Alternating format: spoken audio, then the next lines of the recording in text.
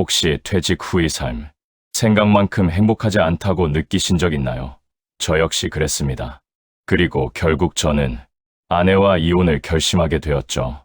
퇴직할 때만 해도 저는 나름 준비된 노후를 맞이한다고 생각했습니다. 고등학교 졸업 후 악착같이 공부해서 공무원 시험에 합격했고 30년이라는 긴 세월을 묵묵히 버텨냈습니다. 그 덕분에 매달 연금도 나오고 어느 정도 저축도 해두었죠. 이제 남은 인생은 편히 보내겠지. 퇴직식 날 저는 정말 그렇게 믿었습니다. 아침에 출근 준비할 필요도 없고 상사 눈치 볼 일도 없고 그저 아내와 함께 소소한 행복을 누리며 살아갈 수 있을 거라 생각했어요. 하지만 현실은 전혀 달랐습니다. 퇴직 후 얼마나 많은 것이 달라졌는지 구독과 좋아요 눌러주시면 지금부터 바로 알려드리겠습니다. 퇴직 후 첫 달, 아침에 눈을 뜨는 순간부터 제 하루는 눈치와 구박으로 시작되었습니다. 30년 동안 새벽 6시에 일어나 출근 준비를 하던 몸이 갑자기 바뀔 리 없어서 저는 여전히 일찍 일어났어요. 조용히 신문을 보고 커피 한 잔을 마시는 것이 제 작은 행복이었습니다. 그런데 아내의 눈에는 그 모습마저도 눈에 거슬렸나 봅니다. 당신 뭐 하는 거야? 아침부터 빈둥빈둥. 이제 할 일 없다고 완전히 놓아버린 거야? 처음에는 그럴 수도 있다고 생각했습니다. 갑자기 집에 계속 있는 남편이 답답할 수도 있겠다 싶어서요. 그래서 집안일이라도 도와보려고 했습니다. 청소도 하고 빨래도 개고 장도 보러 다녔어요. 그런데 이상한 일이 벌어졌습니다. 제가 집안일을 할수록 아내의 불만은 더 커졌어요. 아이고, 그걸 빨래 개는 거라고 했어. 다시 해요. 장 본다고 돈은 왜 이렇게 많이 써? 아무거나 사면 어떡해? 청소기 돌린 거 맞아? 머리카락과 먼지가 그대로인데 이건 안 보여? 무엇을 해도 칭찬은 없었습니다. 오히려 구박과 잔소리만 늘어갔어요. 더 서러웠던 건 아내의 일상이었습니다.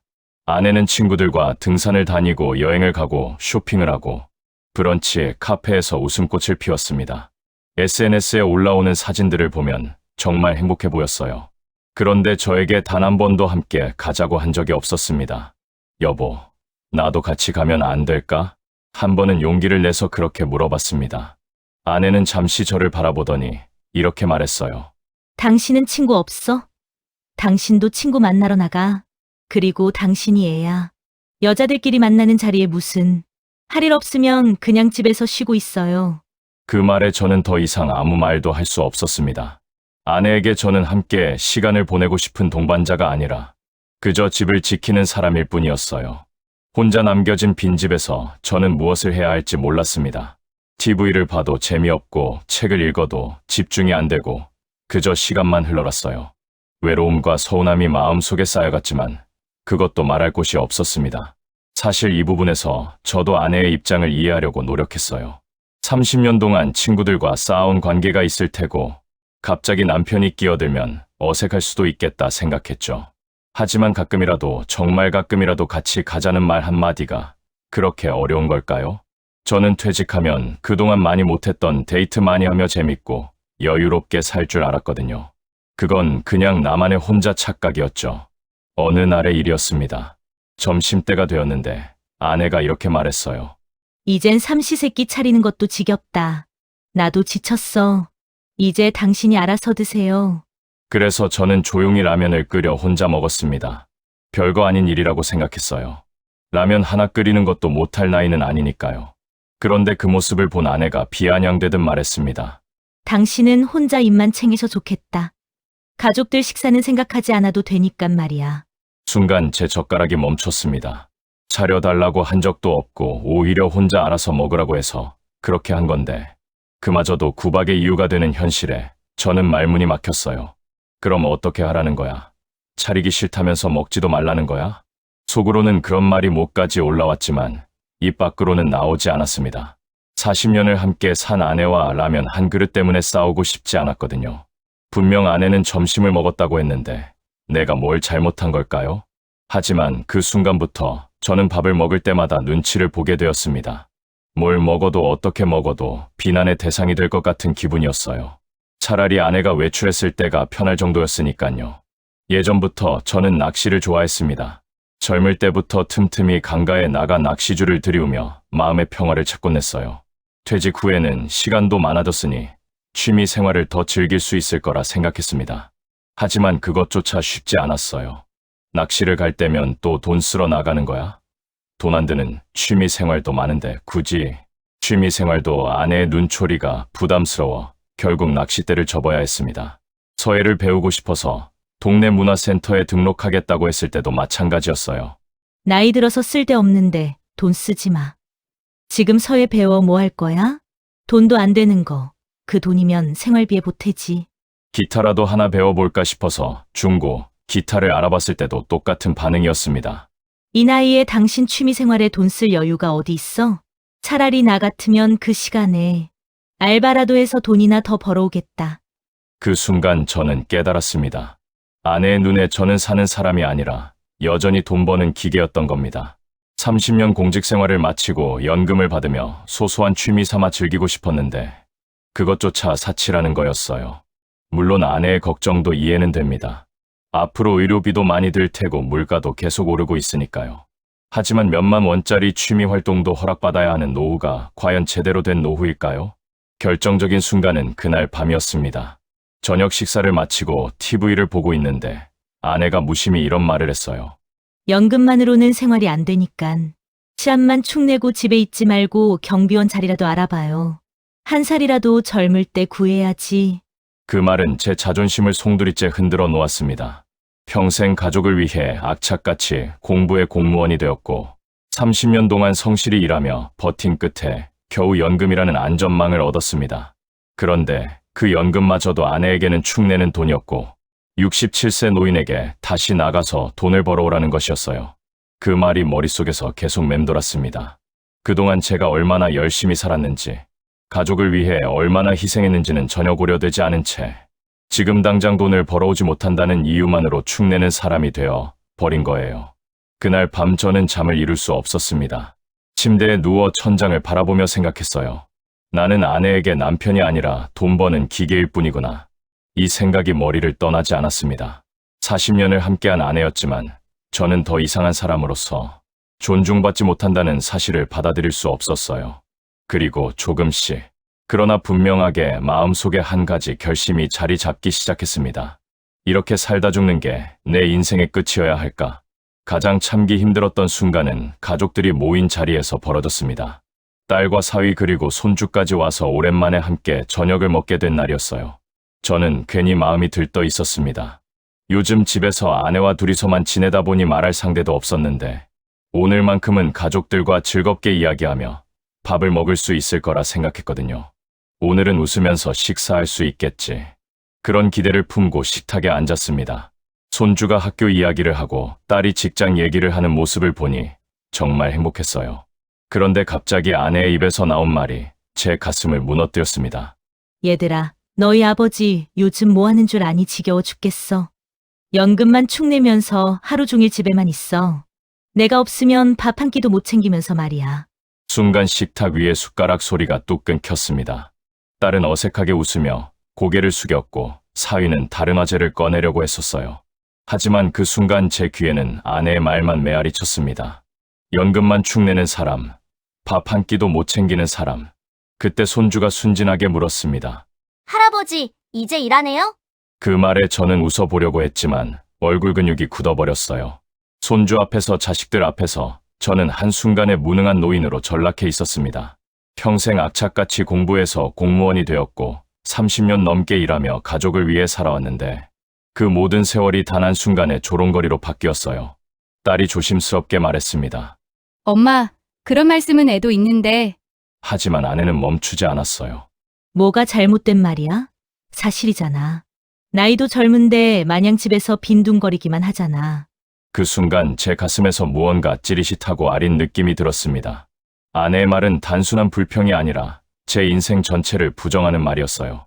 식사는 어색하게 끝났고 가족들은 일찍 돌아갔습니다. 그날 밤 저는 정말 잠을 이룰 수 없었어요. 누워서 눈을 감아도 아내의 목소리가 귓가에 맴돌았습니다. 그날 이후 제 마음속에는 단 하나의 결심이 자리 잡았습니다. 이 결혼 생활이 맞는 거야. 차라리 혼자가 편하지 않을까. 정말 심각하게 이혼을 생각해봤습니다. 이제는 감정만으로는 버틸 수 없다는 걸 알았거든요. 정말로 이혼을 한다면 현실적으로 어떻게 살아갈지부터 냉정하게 계산해 봐야 했어요.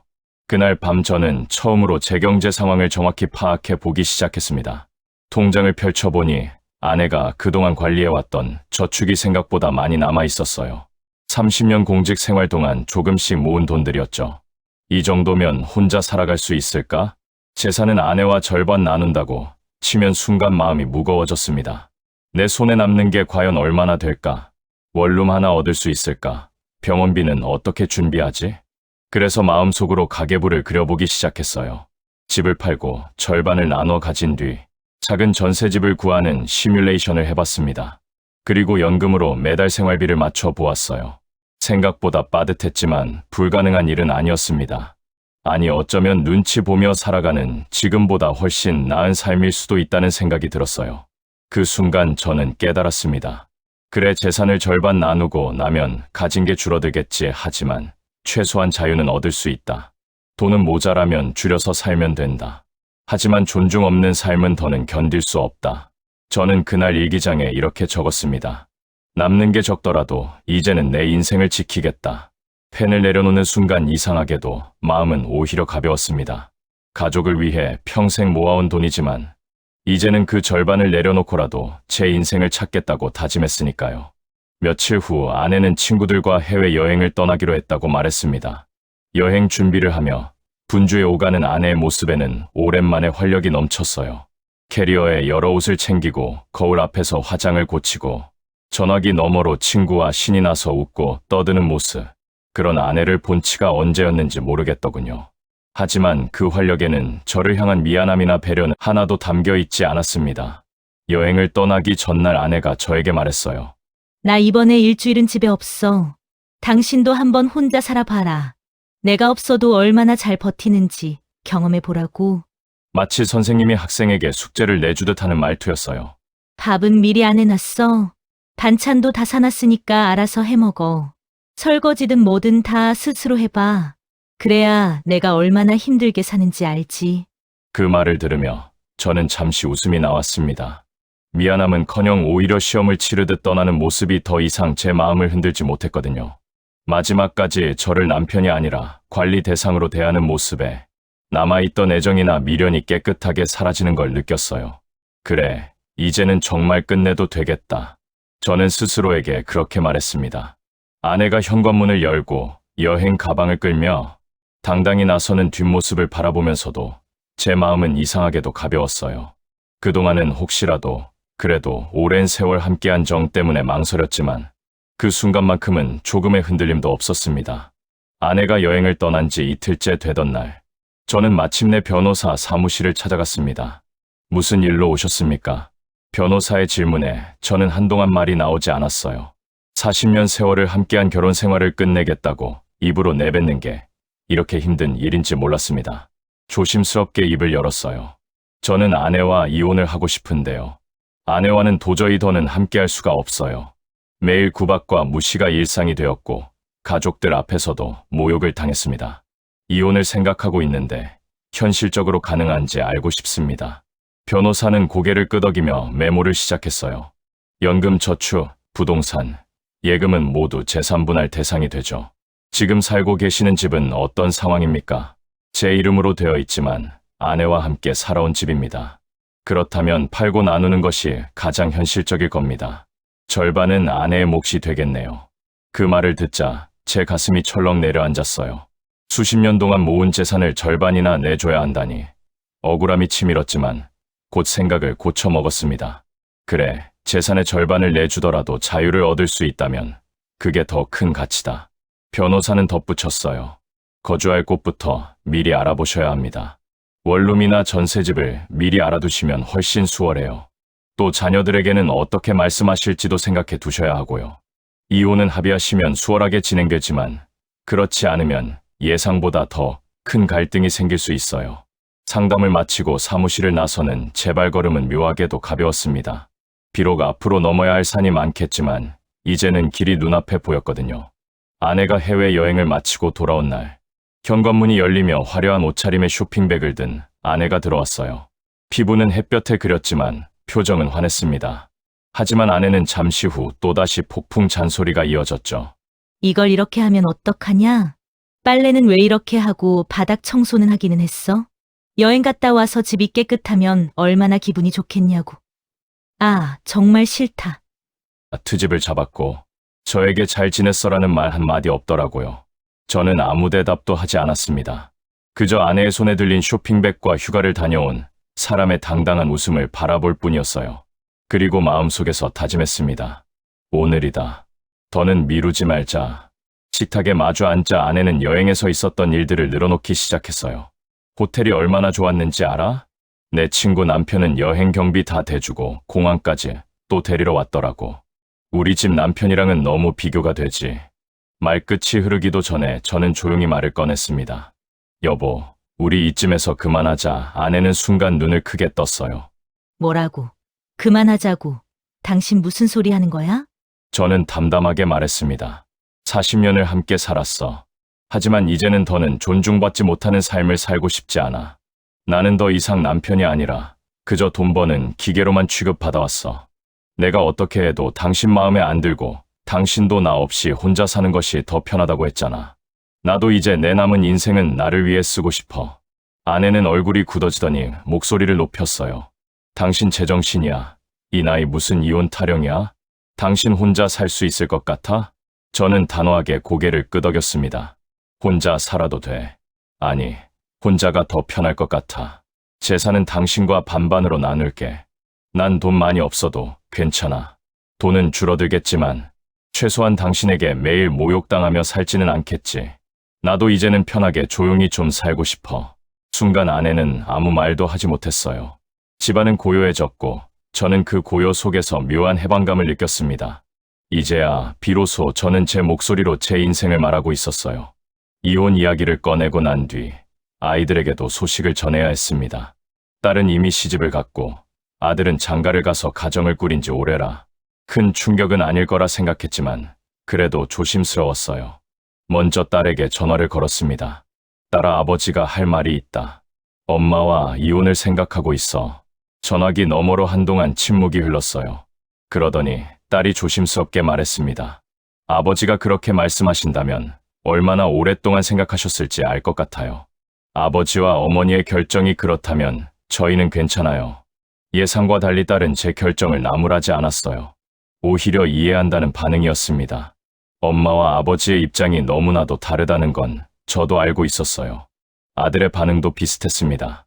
아버지, 힘든 결정이었을 텐데 그래도 본인을 위해 선택하셨다면 존중할게요.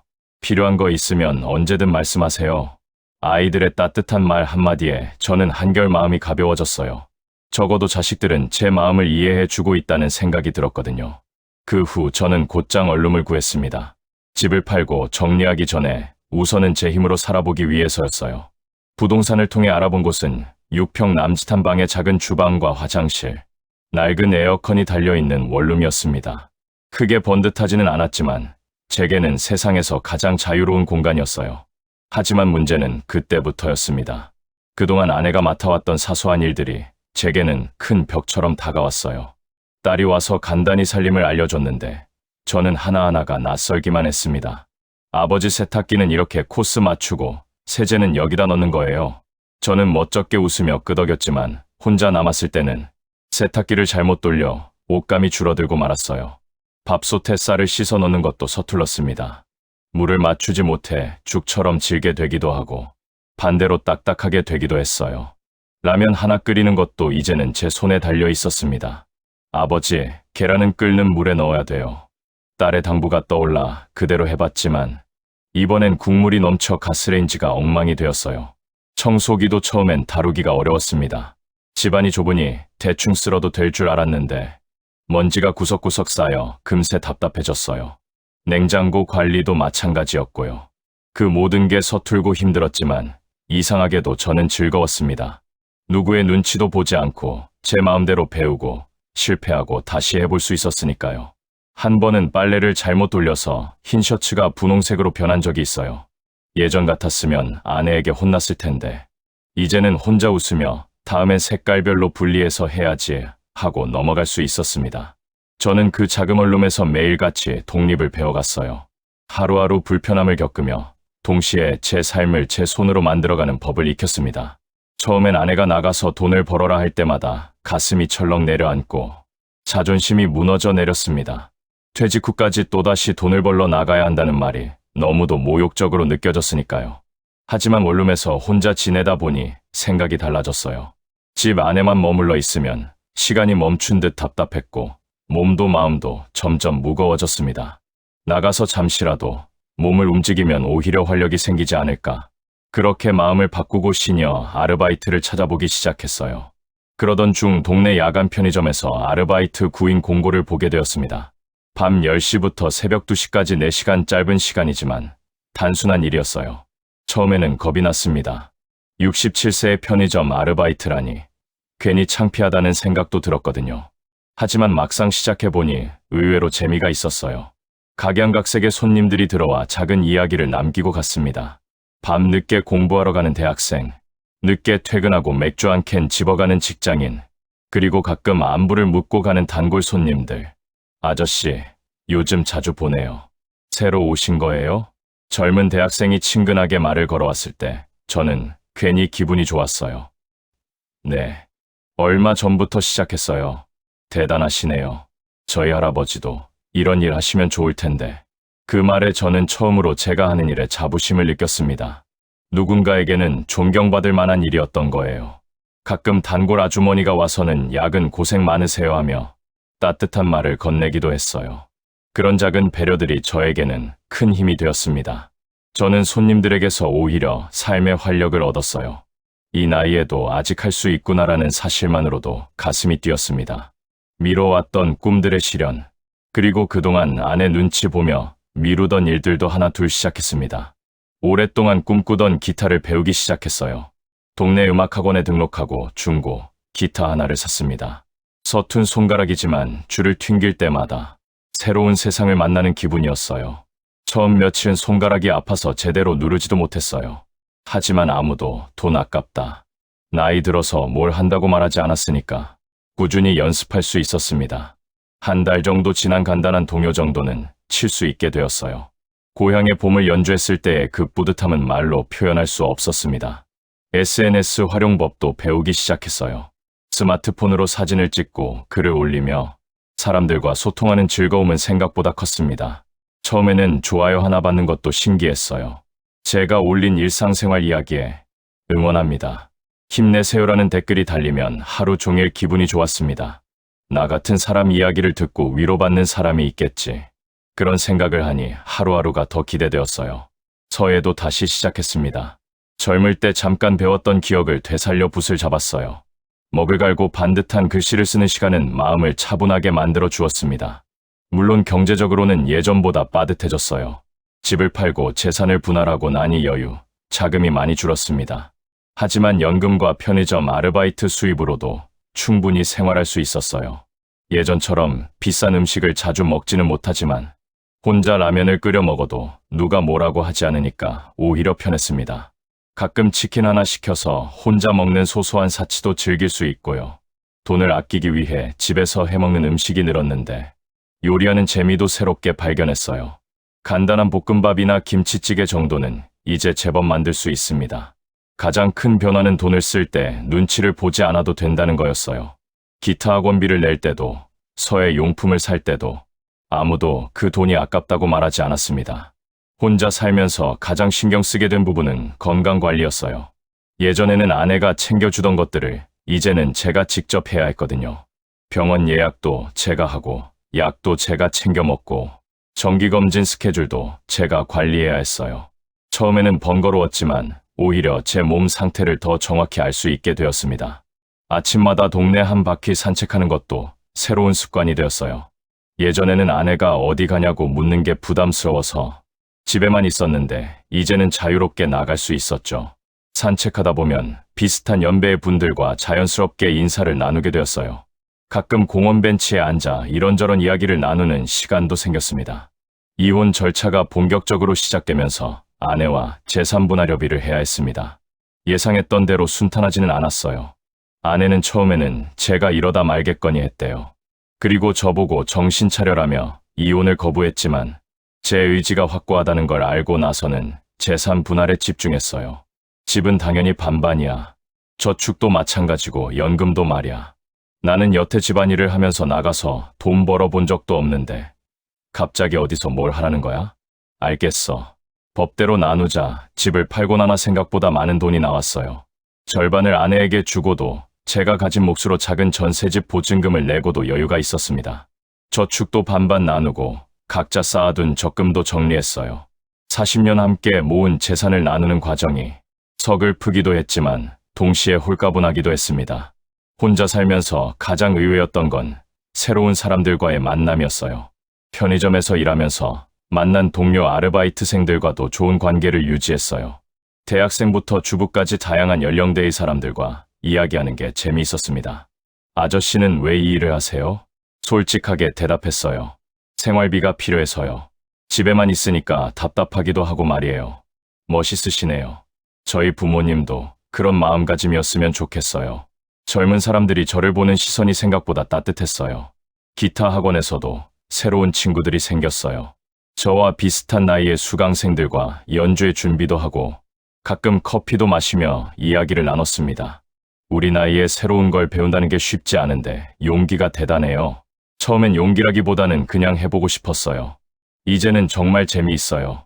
이런 소소한 대화들이 저에게는 큰 활력이 되었어요. 딸과 아들과의 관계도 오히려 더 좋아졌어요. 예전에는 엄마 아빠가 함께 있을 때만 만났는데 이제는 저와 따로 만나는 시간이 생겼습니다. 아버지 요즘 어떻게 지내세요? 괜찮다. 오히려 더 편해졌어. 다행이에요.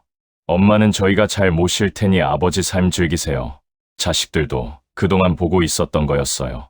제가 참고 있는 동안에도 마음이 불편했었다고 하더군요. 아버지가 행복하시면 저희도 좋아요. 필요한 거 있으면 언제든 말씀하세요. 손주들과의 관계도 더 좋아졌어요. 내 마음에 여유가 생기니 질 좋은 관계를 유지하게 되더라고요. 오히려 더 많은 장난을 치게 되는 관계가 되었습니다. 할아버지, 기타 들어볼래요? 서툰 연주를 들어주는 손주의 모습에서 순수한 기쁨을 느꼈어요. 무엇보다 혼자만의 시간이 이렇게 소중한 줄 몰랐어요. 아침에 눈을 떠서 오늘은 뭘 할까 하고 계획을 세우는 것부터가 즐거웠습니다. 누구의 허락을 받을 필요도 없고 눈치를 볼 일도 없었어요. 책을 읽고 싶으면 하루 종일 읽을 수 있고 영화를 보고 싶으면 밤 늦게까지 볼 수 있었습니다. 간단한 일상이지만 이런 자유가 얼마나 소중한지 새삼 깨달았어요. 특히 저녁 시간이 좋았어요. 편의점 일을 마치고 새벽에 집에 돌아와서 간단히 씻고 따뜻한 차 한 잔을 마시며 하루를 정리하는 시간. 그 조용한 시간이 저에게는 가장 평화로운 순간이었습니다. 이혼한 지 1년이 지났습니다. 돌이켜보면 정말 많은 것이 변했어요. 기타 실력도 늘어서 이제는 동요 수준을 넘어가요도 몇 곡 칠 수 있게 되었어요. 편의점 일도 1년째 계속하고 있습니다. 처음에는 임시방편이라고 생각했는데 이제는 제 일상의 일부가 되었어요. 규칙적인 생활을 유지하는데도 도움이 되고 사람들과 만나는 기회도 주니까요. 건강도 오히려 좋아졌어요.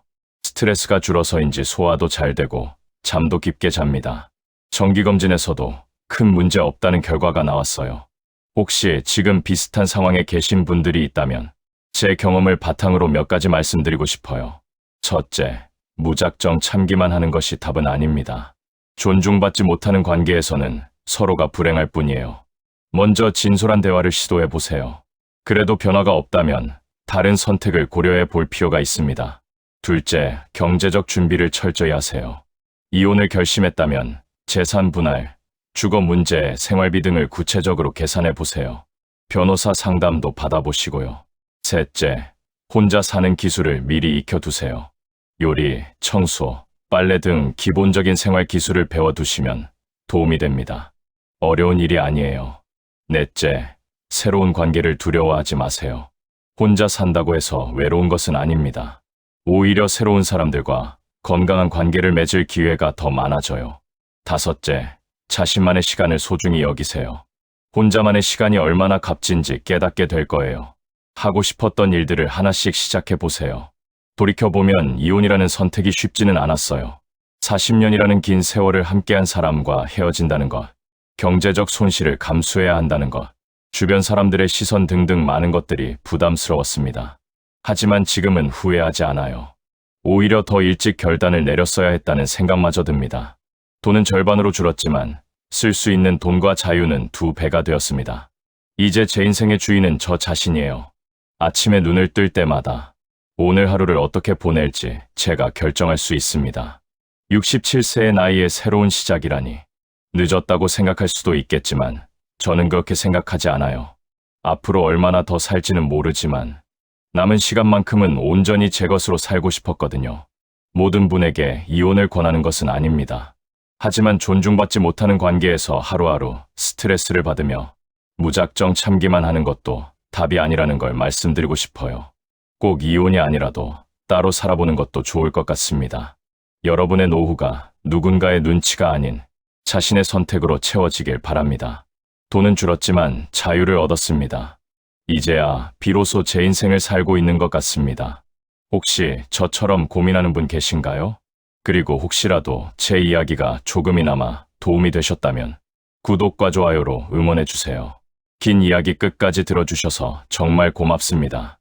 여러분 모두 행복하고 활기찬 노후 보내세요. 감사합니다.